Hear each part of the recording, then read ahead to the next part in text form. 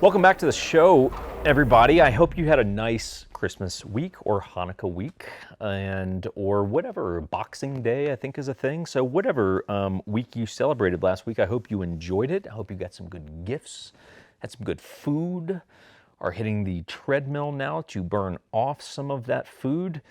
And we got New Year's coming up, but this week, more importantly than that, answering a couple of, I'm going to call them fan questions. Viewer questions would likely be more accurate, but we're going to be just answering a couple of questions.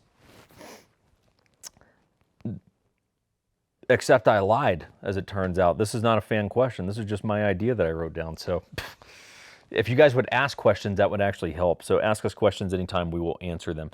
Anyway, I'm a freaking liar. This is not a fan question, but it was a point that I wanted to make, which is, so what does it mean in a hectic real estate market when you see houses going so quick, right? And a house is available for like a day, 2, 3 days, and then it's got 4 offers on it.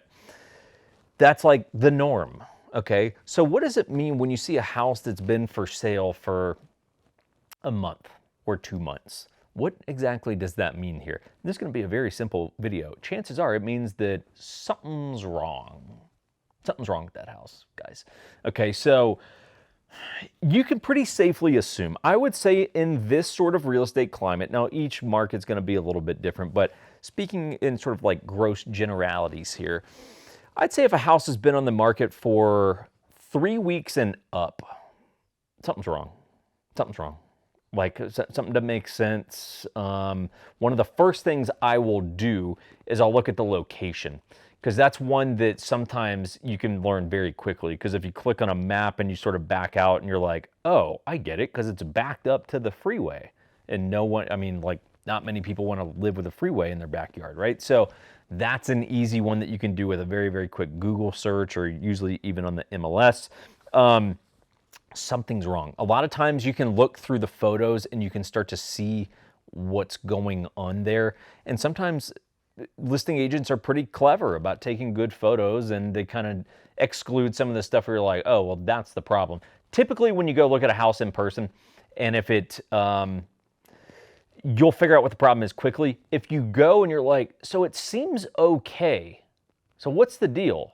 Well, something's going on, I can tell you that. So I typically would just ask the listing agent directly, like, hey, we looked at your place tonight. Looks pretty cool. I'm just surprised it's been on the market for 40 days. Like, anything weird going on there that we should know about? Like, just ask them. Like, just ask them. Because sometimes they'll be like, well, and like, oh, someone just died in the house, which is a thing. And by the way, agents don't have to disclose that unless you ask. Like, if I ask another agent, hey, I need to know, which happened with some recent clients of ours. For whatever reason, they wanted to know if anyone died in the houses that we were looking at, that we were seriously interested in. So I just asked the agent. I just be like, hey, it's just a thing for my clients. Like, has anyone died in the house? They don't have to volunteer the information, but if you ask them, they have to give you an honest answer, as long as they know it. To the best of my knowledge is a great cop-out. So anyway, guys, that's a very simple moral of the story here. If a house has been around for a long time, something's going on there, and it's on you to figure out what it is. Typically, it will be easy to figure out. If it's not, I would go directly to the agent and ask, what's up? And then if you still can't figure it out, go for it if you want, but typically the inspection is going to turn up the answer. And a lot of times too, just to make one other point, it's price related. If something, especially in a busy climate, if it's set for a while, and you're like, you look it up and you'll be like, oh, well, it's overpriced by 40 grand. I get it, it's a competitive market, but that doesn't mean that you get to overprice your house by 40 grand. So sometimes it's price, sometimes it's the quality of the house, or whatever it may be. Anyway, guys, that's it. Relatively simple video this week. Special plug here. So you will notice this bottle, this is from one day. That one day was Thanksgiving, and Thanksgiving was it was a doozy on the liver there. So this is, Aberlour, that's the only way I know how to say it.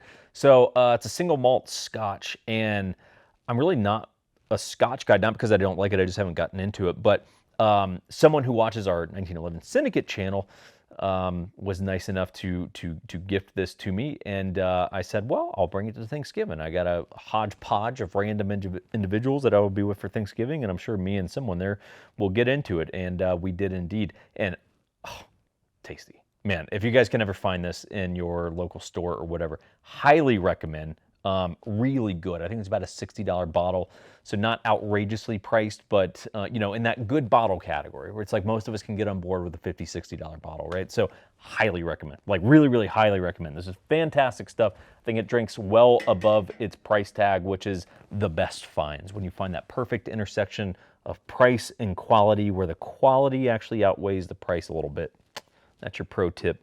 Pro tip for the alcoholics out there. Anyway, hope you guys are doing well. We'll see you soon.